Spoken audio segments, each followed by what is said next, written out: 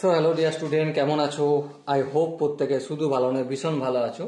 স্ক্রিনের ওপর একটা প্রশ্ন দেখা যাচ্ছে, তাই না? প্রশ্নটা কি বলা হয়েছে দেখো। প্রশ্নে বলা হয়েছে আমাদের 2 cos of pi by 13 into cos of 9 pi by 13 plus cos of 3 pi by 13 plus cos of 5 pi by 13 equal to 0। এটা আমাদের প্রমাণ করতে হবে। তো চলো প্রমাণ না করবো, প্রথমে কি লেখা আছে দেখো।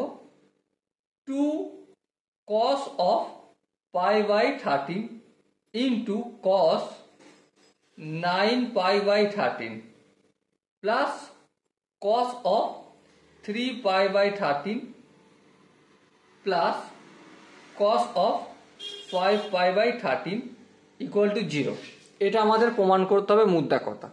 ঠিক আছে, প্রমাণটা করা যাবে, কিন্তু প্রমাণ করার আগে আমরা এই জায়গাটা একটু লক্ষ্য দেবো। এই জায়গাটা কি লেখা রয়েছে? 2 into cos A into cos B এর সূত্র পড়ছে। হ্যাঁ, আর আমরা 2 into cos of A into cos B এর সূত্র আই হোপ প্রত্যেকে আমরা জানি। সেটা কি? Cos of A plus B plus cos of A minus B হয়। ওকে, তাহলে এখানটায় আমি এই পুরো জায়গাটা পরিবর্তে সূত্র অনুযায়ী কস লিখবো, তারপর এ প্লাস বি মানে পাইয়ের সঙ্গে 9 পাই যোগ করলে অবভিয়াসলি 10 পাই বাই 13 হবে, তারপর প্লাস কস পাই থেকে 9 পাই বিয়োগ করলে মাইনাস 8 পাই বাই 13, মানে আমি সেটাকে 8 পাই বাই 13 লিখতে পারি, কোনো প্রবলেম নেই। মানে কস অফ মাইনাস থিটা মানে কস থিটা হয়, সেই জন্য। এবার এটা যেমন আছে লিখে নাও, plus cos of 3 pi by 13 plus cos of 5 pi by 13। এই আমাদের গল্প এখানে হয়ে রয়েছে। বেশ, গল্প এখানে হয়ে থাক, কিন্তু যেই কাজটা করতে আমাদের জিরোতে যেতে হবে। জিরোতে যেতে গেলে আমাকে একটা কথা মাথায় রাখতে হবে।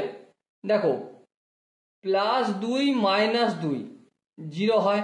হ্যাঁ, তার মানে এই যে রাশিগুলো রয়েছে এগুলো সব আমাদেরকে প্লাস মাইনাসে কনভার্ট করতে হবে।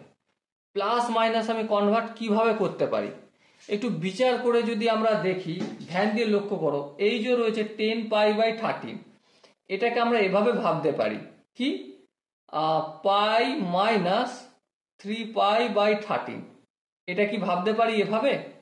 হ্যাঁ, ভাবতে পারি। কেন?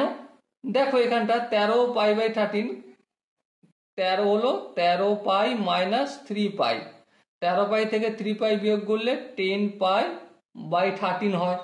তার মানে আমরা cos of pi minus 3 pi by 13 লিখতে পারি।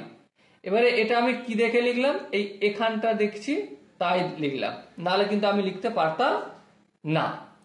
এবার দেখো ধ্যান দিয়ে, cos অফ 8 পাই বাই 13 এটাকে আমরা cos অফ 8 পাই বাই 13 তো 8 পাই বাই 13 লিখলাম। আচ্ছা, 8 পাই বাই 13 এটাকে আবার এভাবে লেখা যায়, পাই মাইনাস 5,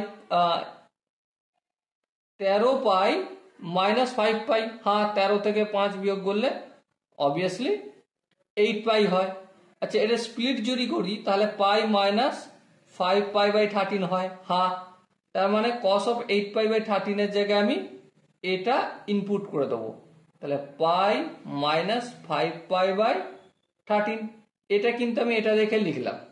তারপর দেখো যেমন আছে লিখে দাও, cos of 3 pi by 13 plus cos of 5 pi by 13।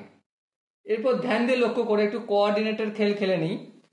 পাই থাকা মানে কি 2 ইন্টু 90, তার মানে সিম্পলি লিখে দেবো cos অফ 3 পাই বাই 13। কিন্তু সামনে প্লাস হবে কি মাইনাস হবে নির্ভর করে কোন কোঅর্ডিনেটের ওপর পড়ছে। দেখো, পাই মানে এখানটায় এই এখানে গেল, মাইনাস 3 পাই বাই 13 মানে সেকেন্ড পাদ বা second coordinate. Second coordinate sine আর কোসেক কি হয়? প্লাস হয়, বাকি সব মাইনাস, মানে এখানটা মাইনাস হবে। সেম একইভাবে এখানটা চিহ্নটা একটু পরে দেব, cos 5 পাই বাই 13। হ্যাঁ, পাই এ থাকার জন্য পাই মানে কি 290, 290 মানে কসটা কস থাকবে, মাইনাস 5π/13 মানে সেকেন্ড কোঅর্ডিনেটে পড়ছে। এবারে কার সাইন হবে? সাইনের, কিন্তু সাইনের এখানে কি আছে? কস আছে, তার মানে সাইন প্লাস হতো কিন্তু বাকি সব মাইনাস, তাহলে এখানে কসের জন্য মাইনাস করতে হবে।